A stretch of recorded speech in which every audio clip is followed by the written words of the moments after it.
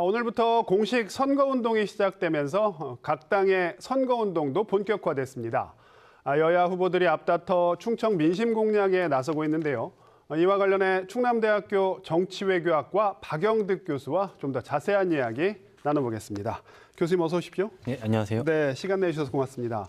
자, 앞서 이정은 기자에서 리포트에도 나왔듯이 대통령실 이전에 좀 유보적인 입장을 가진 두 후보가 국민의힘과 민주당의 후보가 됐단 말이죠.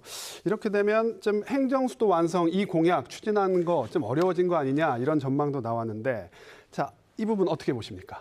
네, 우선 이재명 후보의 경우에는 사실 조금 현실적인 문제를 거론한 것이지 그렇게 네. 행정수도 이전에 대해서 좀 유보적인 입장이다라고까지 보기는 좀 어려울 것 같아요. 왜냐하면 네. 당장 이제 당선이 됐다고 하더라도 네. 내려와서 직무를 하거나 대통령으로서 기거할 공간이 마땅치 네. 않기 때문에 그렇죠. 현실적으로는 뭐 청와대를 쓰는 것이 네. 뭐 필요한 상황이라고도 볼 수가 있죠. 네, 네.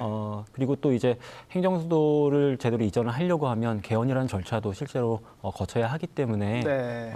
경선 과정에서 뭐 그런 입장을 내비친 것 같고요. 네, 네. 다만 이제 김문수 후보의 경우에는 약간은 좀 유보적인 것이 맞기는 한 것 같아요. 네. 하지만 그래도 지금 이 뭐 지방 소멸 문제 그리고 네. 또 달리 표현하자면은 서울로 과도하게 사람과 많은 자원들이 집중되면서 발생하는 문제가 네. 워낙 심각하기 때문에 네. 이 행정수도 이전이 필요하다는 데 있어서는 네. 정치권에서 굉장히 큰 공감대가 형성되어 있고 네. 그래서 이번에는 미완으로 남지 않을 것 같다라고 생각합니다. 이번엔 미완으로 남진 않겠지만 두 후보 가운데 비교적 더 진정성이라 그럴까요? 행정수도 이전에 적극적인 사람은 이재명 후보인 것 같다. 네, 그렇습니다. 네. 자, 뭐 사실 역대 총선 대선 때마다 뭐 단골 이슈였잖아요. 근데 지금까지 사실 굉장히 처리가 지연됐단 말이죠. 이번에는 좀 제대로 행정수도 이전을 추진하려면 뭐 어떤 전략이랄까요? 어떤 것들이 필요하다고 보십니까? 네, 우선 개헌을 해야 되는데 개헌이 제일 시급하다. 개헌을 하려고 하다 보면 네. 개헌이라는 하나의 아젠다가 던져지면 네. 사실 이 개헌이라는 기회가 그렇게 자주 오는 게 아니다 보니까 그렇죠. 여러 정치 세력들이 이번 기회에 최대한 많은 내용들을 담으려고 하겠죠. 예, 담으려고 하죠. 근데 네. 그렇게 되면 이 개헌안에 합의하기가 그만큼 또 어려워지거든요. 네. 그래서 만일 이번에 행정수도 이전을 좀 하고자 한다면 네. 다른 욕심들 좀 다 버려두고 네.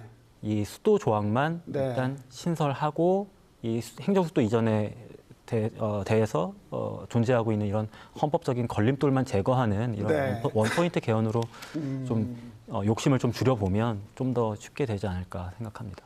쉽게 말해서 논의를 확 단순화해야 한다. 네, 그렇습니다. 네. 그럼 좀 개헌 시기를 앞당길 수 있을 것 같다. 네, 그렇습니다. 네.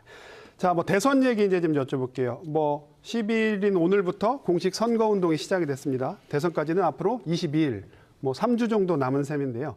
자, 여야 뭐 충청 민심을 잡으려고 노력들을 할 텐데, 자, 뭐 실질적으로 좀 충청민의 마음을 움직이려면 여야 할 것 없이 어떤 전략이 좀 필요하다고 보십니까? 네, 이제 대선 선거 운동이 시작이 됐으니까 후보자들이 각 지역을 돌아다니면서 네. 뭐 국정 운영 전반에 대해서도 이야기할 것이고 네. 각 지역에 대한 공약들도 많이 얘기를 할 텐데 네. 사실 이제 후보자들이 이 각 지역 민심에 호소하기 위해서 네. 지역 공약이라는 하나의 이제 아이템으로서 이제 발굴해서 접근하는 그런 식으로 좀 선거 운동을 많이 하는데 지금까지 그랬죠. 예. 예. 사실 그런 어떤 작은 아이템으로 접근하기보다는 네. 본인이 갖고 있는 국정 운영에 관련된 큰 그림을 제시를 하고 네. 그 큰 그림에서 이 지역이 어떤 역할을 하게 될 것인지를 네. 일목요연하게 잘 설계를 해서 네. 제시를 해야 될 필요가 있어요. 그러니까 예를 들어서 충청권에 와서는 여기다가 뭐 만들겠다. 네.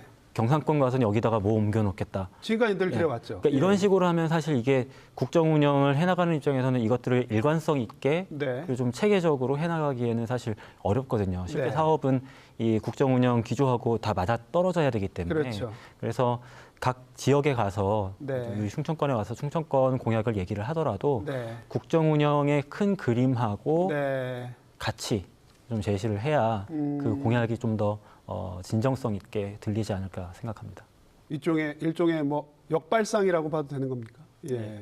먼저 진정성 있는 큰 그림을 제시하고 그 그림을 추진하는 과정에서 이 지역이 그런 역할을 하게 될 것이다. 네, 그럼 더 유권자들이 뭐랄까 가슴에 더 담을 것이다. 그렇죠. 아무래도 더 잘 짜여진 정책이고 공약이다라는 생각을 하게 되겠죠. 그냥 사실 유권자들도 다 알지 않습니까? 네, 각 네. 지역에 가서 표심을 얻기 위해서 네. 이것도 해주겠다, 저것도 그렇죠. 해주겠다 얘기를 한다는 건 다 아니까. 네. 하지만 이 후보자가 갖고 있는 이 국가에 대한 큰 그림 속에 네. 이 지역 공약이 놓여진다고 하면 훨씬 더 진정성 있게 받아들여지겠죠. 네.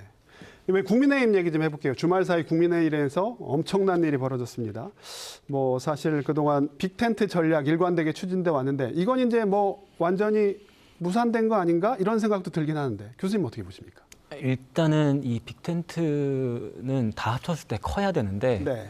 사실 한덕수 후보 전 후보하고 이 무난하게 네. 단일화를 했다고 하더라도 네. 작아요. 그래도 작다? 그걸 빅텐트라고 부를 수는 없고 네. 이미 이재명 후보가 단독으로 50% 이상 나오는 여론조사도 나오고 있는 이 시점에서 네. 빅텐트를 얘기하기는 사실 굉장히 좀 어색하다는 생각이 들고요. 네. 지금 사실 이 빅텐트라는 말은 좀 어색하긴 하지만 그래도 뭐 이재명 후보 반대쪽에 있는 사람들을 다 규합을 해서 네. 한번 1대1로 맞붙어 보겠다라고 한다 그러면 뭐 무엇보다도 이준석 후보가 네. 네. 같이 이제 단일화를 해줘야 되는데 네. 네. 이준석 후보는 처음부터 지금까지 줄곧 자신은 반드시 완주할 거다라고 네. 얘기를 네. 하고 네. 있어요. 그렇죠. 그리고 이게 본인의 얘기가 그냥 그렇게 하는 게 아니라 네. 밖에서 보더라도 단일화를 해야 될 이유가 없어요. 네. 선거에서 지더라도 이준석은 본인이 선거에서 완주를 하는 것 자체가 중요하거든요. 이번 네. 선거에서는.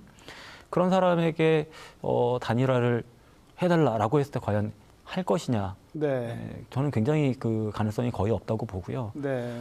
그래서 이 단일화 자체도 쉽지 않을 뿐더러 네. 한다고 하더라도 그것으로 이 이재명 후보를 상대하기에는 굉장히 역부족이다. 사실 이게 어떻게 보면은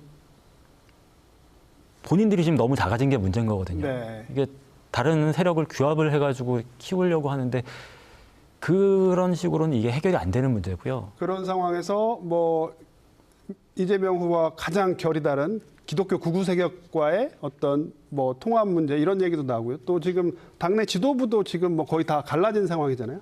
지도부에 대한 책임론도 확산되고 있는데 이 부분까지 생각하면 빅텐트는 더 작아질 것이다. 네, 사실 그런 뭐 전광훈 씨라거나 이런 사람들이 네. 이끌고 있는 거리의 세력들을 규합을 한다고 하더라도 네, 네. 사실 그 분들은 이미 이 뭐 김문수 후보에게 네, 표를 네. 줄 가능성이 높으신 분들이고요. 그걸 다 합쳐서 지금 이 정도 지지율 나오는 거거든요. 네. 그러니까 이재명 대표를 이기려면, 그러니까 이재명 후보를 이기려면 그런 분들을 규합하는 것으로는 안 되는 거죠. 사실 네.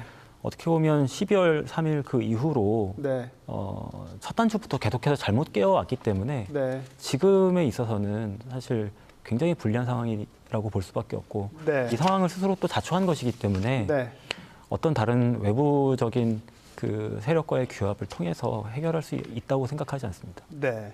알겠습니다, 교수님. 오늘 말씀은 여기까지 듣겠습니다. 고맙습니다. 네, 감사합니다.